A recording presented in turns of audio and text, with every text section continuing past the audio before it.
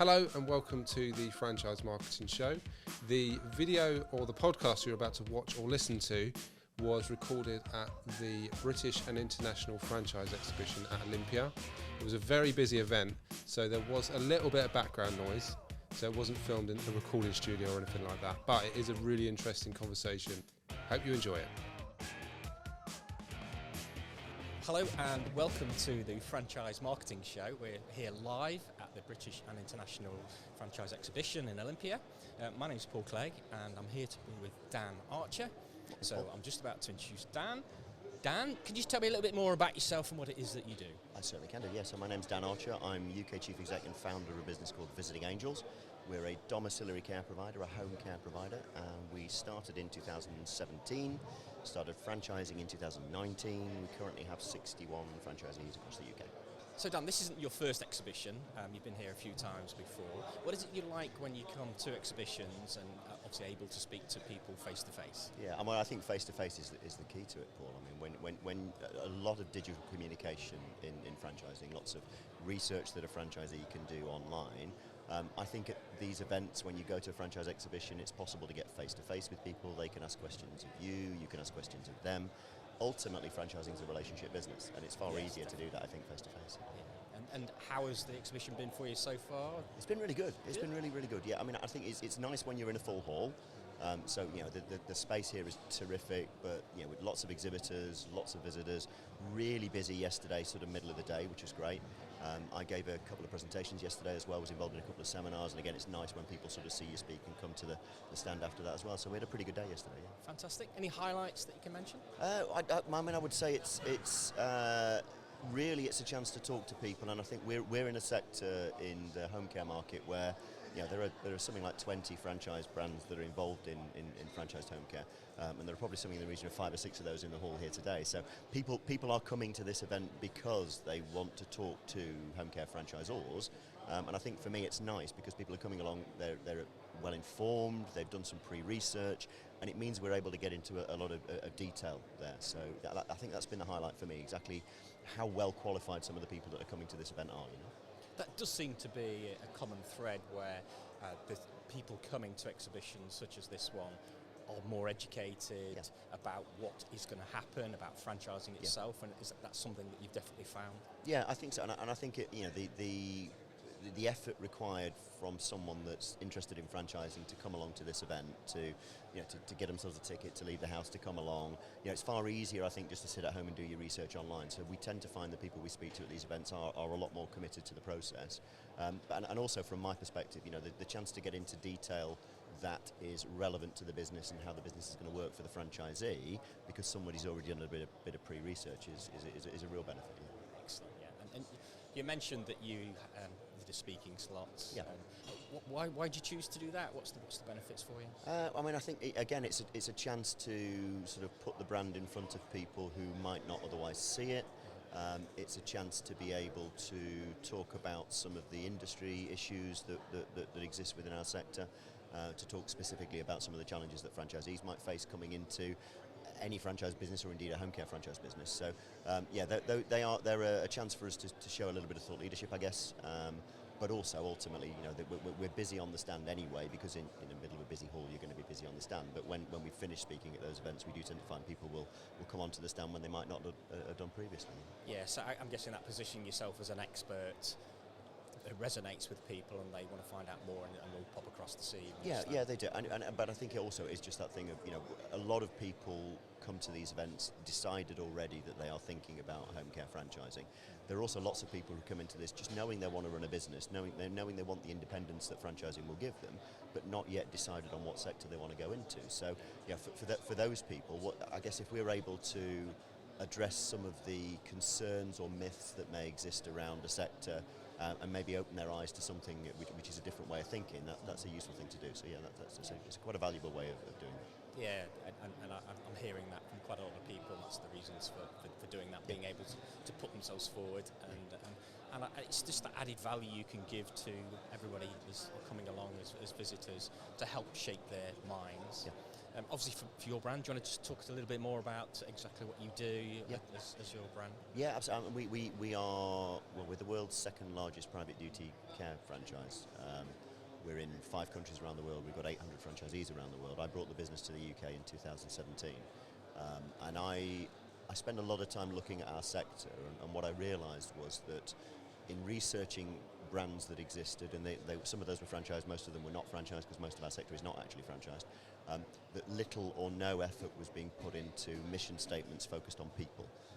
So lots of mission statements about quality of care delivery, of kind of wanting to be the care provider of choice, of wanting to make sure care was delivered in a certain way, but no one really focusing on the people in the business. And the biggest challenge in our sector is where you find care staff from and how you then keep those care staff, right? So the thing that we did differently when we started was to say, well, actually, if you focus on the caregiver, the vision for our organisation is to be carer-centric. I'm becoming increasingly proud to say, I think in summer 2017, I was the first person on the planet to use the words carer-centric.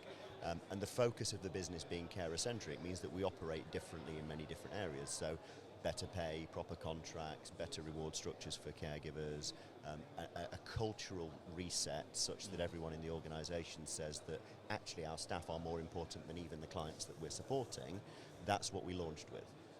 And I was a franchisee first. I ran my location in Sheffield for 18 months, 2 years before we took our first franchisee on.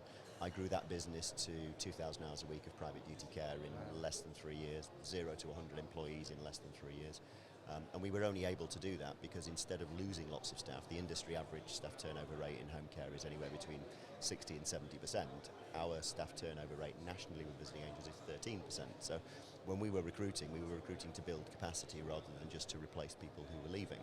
Now that delivers a benefit to the clients that get a service from Visiting Angels because they tend to get the same carer coming every time. And it also means when a franchisee is following that model, they have an increased chance of success in their local market, because there's an overwhelming demand for the service that we provide, and most of the constraints on a home care business are supply side, right? Where do you find carers? We're in an industry with 152,000 vacancies in adult social care.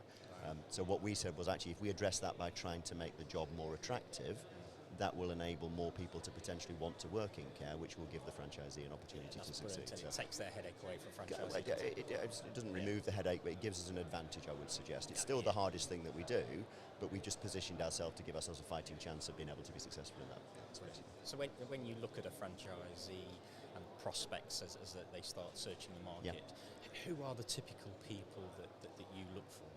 It's a really broad church, and everyone always says that in franchising, right? The only thing that our franchisees have got in common is that they all want to be a franchisee with us, right?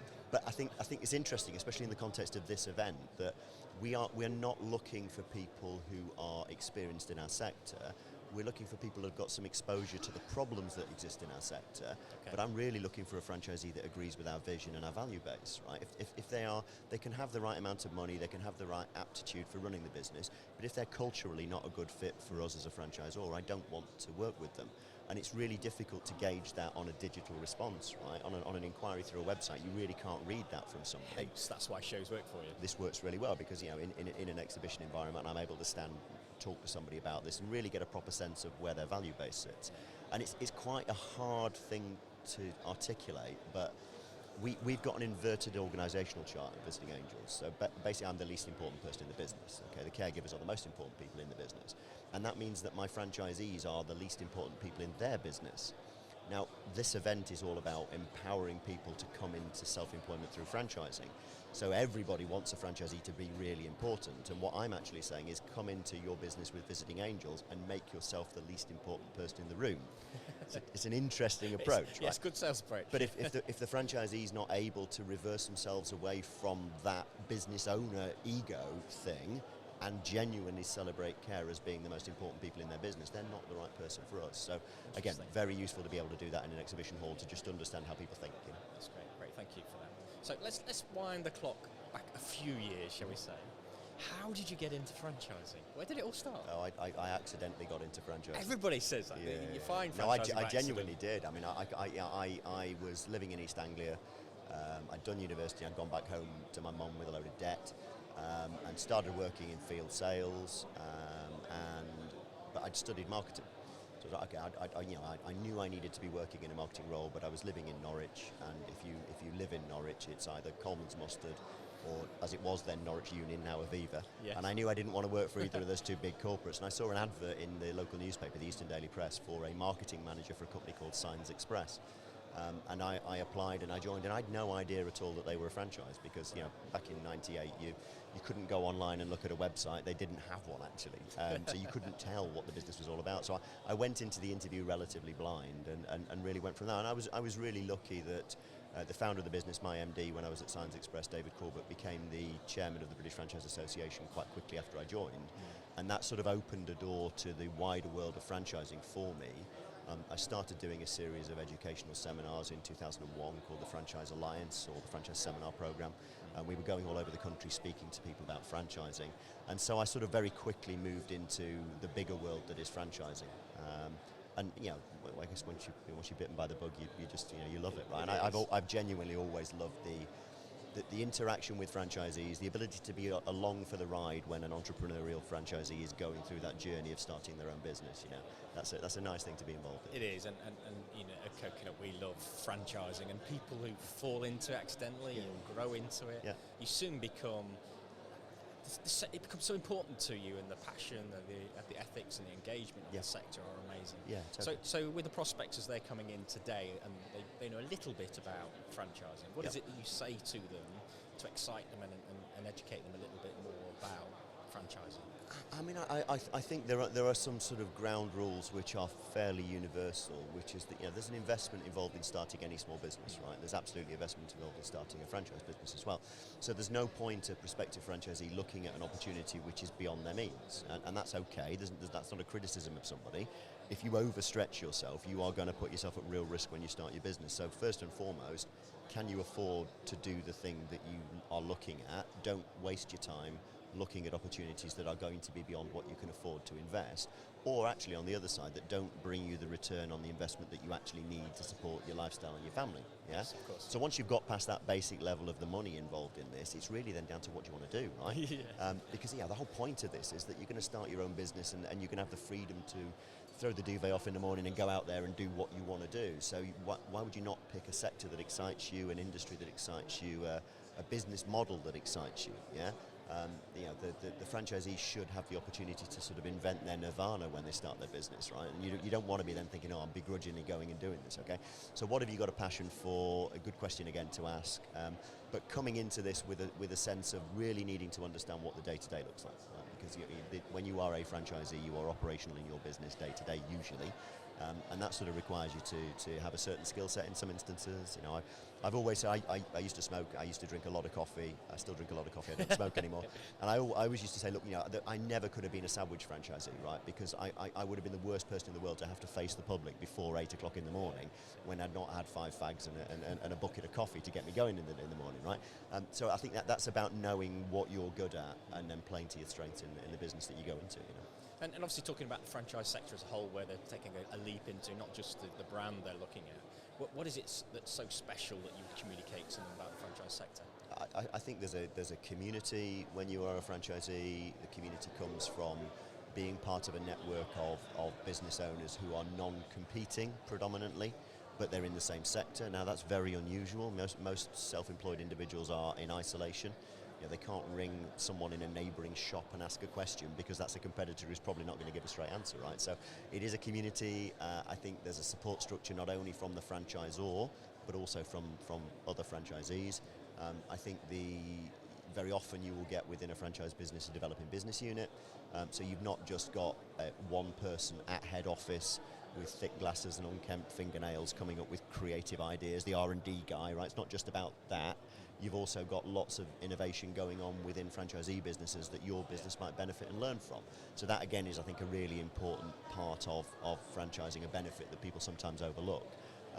But I think the biggest thing is the proven business model, and it's I've just talked about creative thinking and innovation, and it's sometimes there's a bit of friction there between the franchisor wanting someone to follow a system and the franchisor also wanting that system to develop in a way that's creative and controlled, right?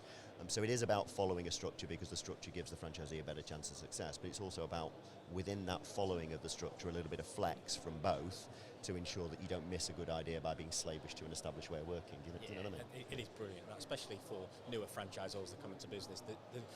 They're obviously going to develop as they develop the network over time, come across new opportunities to get new resources to develop as well. Yeah. And that gives an opportunity for the network to grow. Yeah, and I think in my business specifically, I mean, we were in a very well-established sector, you know, a sector that was 20 plus years old. We were the first people to think the way that we did, and you know, I think when you then franchise something that is in the same industry but an unusual way of working, it was beholden on me to make sure that we did a proper piloting process to prove that the business model would work the way that we wanted to run it. But it also then means exactly the same as I said, when I'm looking for franchisees that are agreeing with our vision and our value base, there's a creativity from them as well. We're wanting the franchisee to actually come up with carer-centric ideas, right? Whenever we get our guys together collectively, we're asking them to share their carer-centric ideas, and that's a way of us learning from the good things that they do as well. That's amazing, I do like that in terms of the development from within, because they're working it all the time. They're going to get some great ideas, aren't they, in terms of how to make that work from the side. So what's one thing do you think we could do to help improve the awareness of franchising? Wow, okay. Well, listen, within the care sector, I was lucky enough last week to meet the Minister for State for Social Care. So I was in Westminster, and I think political engagement is absolutely something that we could be, as a sector, better at. It doesn't need to be led by the British Franchise Association. It's something that any franchisor in actual fact could do to make sure that politicians, civil servants understand what we do, so that they don't pigeonhole franchising into a certain way of thinking. I think a really good example for me would be, I did some work with the British Franchise Association, probably 2006, 7, something like that, on what was the old Business Link website. Oh, yes. Yeah, and that was a website that anyone starting a business would go on to, and franchising was incorrectly placed in the buyer business box rather than the starter business box. And absolutely, I know, as a career person from franchising, that franchisees are starting businesses on the whole, not buying businesses, right? So I think if we were able to get people within government and politics to think more about franchising being an alternative for people starting businesses, that would help immensely. You know, there are hundreds of thousands of people each year that start small businesses. Many of those fail because they've not got a support structure that within franchising they would get. So if we could encourage a few more people to think, do you know what, I don't need to work on my own in isolation. I could be a franchisee and be just as independent and just as successful, but doing it following a proven model or adding to a proven model. So yeah, that'd be a good thing to do, I think. Amazing, and I like the educational piece as well in terms of getting it into the business schools and business programs that are around as well to hit it from that side, which I think is really good. Well, as I say, I mentioned that the Business Link website, the replacement for that was direct.gov, and guess what? Franchising does not appear on direct.gov at all. Still work to be done then. Still some work to be done, right? Yeah, amazing. So, thank you for that. I really appreciate it. It's an important part, I think, in terms of us as active members of the franchise community to be all supporting the educational piece, so that we can all benefit from that side. So coming back to what you do now, looking back over the time that obviously you've been there, what would you say has been one of your highlights of that journey? Good grief. I set out with a vision, a fairly lofty goal, and wanting to work differently. And I guess I didn't really know whether I'd find enough people who'd be crazy enough to follow that. Right? I drunk the Kool-Aid, and could I find somebody else that was also going to do that? Right? So I think I'm becoming proud of inventing carer-centricity as a concept, and I've had a bit of exposure. I've done a TED Talk, I've done some stuff with politics, I've done some stuff with the media. That's nice to be able to share our vision with other people. But I think the thing I'm most proud of is that we have found other people that have come into wanting to run their business to put caregivers first. And so the network of franchisees that we've built is remarkable, really. We've gone from my big idea to what's becoming a movement for change in the way that caregivers experience work. And listen, and the problem in our market, 152,000 vacancies in adult social care. The problem is that not enough people in the UK want to be a carer. Yes, And my belief is that the solution to that is not overseas recruitment or a government advertising campaign. It's making the job more attractive so more people want to do it. And that really, at its core, that's what being carer-centric allows us to do. So I think, it's always really nice to be involved in a franchise business that's making a real difference, and I think in the care sector, every brand involved in care is making a difference. The work that we do for clients who are very often vulnerably placed adults is hugely satisfying, but I think the difference with us is we are also making a difference to the working experience of the carers that we look after, and that is extra satisfying for us. That's brilliant, thank you. And as you turn and look towards the future, we've done a look back, as we look forward, Yep. What does the future hold for you? It's super exciting. I mean, we brought 21 franchisees into our network last year. We are now beginning of February, and we've done 4 deals in January, so we are, the pace of growth we had last year has not slowed down in any way, shape or form. The brand is gaining traction nationally now, so we are on track to be where I want to be with the business, which is by 2030 we want to lead our sector. We want to lead it by loving our carers more, which is what we're all about. But in addition to that, we are overseas expansion, so we're looking into the German market. We expect to be exhibiting in Frankfurt at the German show in November, and then from there, who knows where we go from there. But the future looks really good, and I think our franchisees are benefiting from the way they work. We recruited 150 carers last month, in a single month. In a sector, again, where everybody says it's hard to find carers, I think to have that level of success has been fantastic. I think equally the nature of the work that we do as a home care provider has changed and is changing. The work that we are doing now is more complex than it was 5 years ago. It'll be even more complex in 5 years' time. What goes along with an ageing population is people having things which are more, higher support needs. So we're regularly now dealing with stoma bags and CPAP and BiPAP and peg feed, and that level of complexity is becoming more common in the work that we do.